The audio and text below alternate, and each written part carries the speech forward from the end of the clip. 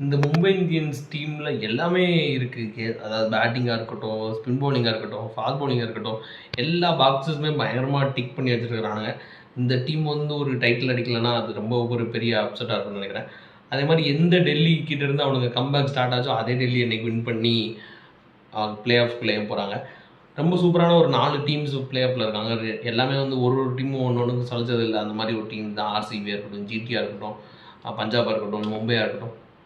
இதுல வந்து ஜிடி கிட்ட நம்ம திரும்ப திரும்ப சொன்ன மாரி அந்த ஒரு அவங்க டாப் 3 ரொம்ப டிபெண்ட் பண்ணி இருக்கிறாங்க. அதில பட்லர் இப்போ பிளே ஆஃப்க்கு இருக்க மாட்டாருன்னு சொல்றப்ப, அந்த டைம்ல ஒரு அடி விழும்னு நெனைக்கிறேன். Mumbai or Punjab cup win பண்றதுக்கு ரொம்ப சான்ஸ் இருக்கிறதா நான் நெனைக்கிறேன்.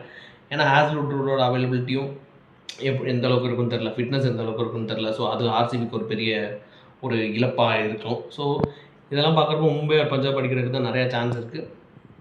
ரொம்ப ஒரு நம்ம சொன்ன மாரி சூப்பரான ஒரு டீம்ஸு. 4 டீமுமே வந்து ஒரு கடப்பார மாரி தான் இருக்காங்க. மும்பை வந்து அவங்க ஃபர்ஸ்ட்டு 5 மேட்ச்ல ரொம்ப ஒரு கவலைக்கிடமான நிலைமையில இருந்தாங்க. பங்காளிகள் சிஎஸ்கேவும், மும்பையும் ஒட்டி உறவாடிக்கிட்டு இருந்தாங்க. 2 பேரும் அடி வாங்கிட்டு. அதுக்கப்புறம் மும்பை வந்து ஒரு ட்ரெமெண்டஸான ஒரு கம்பேக்கு. பார்க்கலாம் மும்பை வந்து இந்த ஃபார்ம் எடுத்துட்டு போய் கப் வின் பண்ணுவாங்களா? இல்ல ஏதாவது ஒரு டீம் அவங்க 6வது கப்ப தடுப்பாங்களா? அப்படின்னு சொல்லிட்டு வரும் காலங்கள்ல தான் தெரியும்.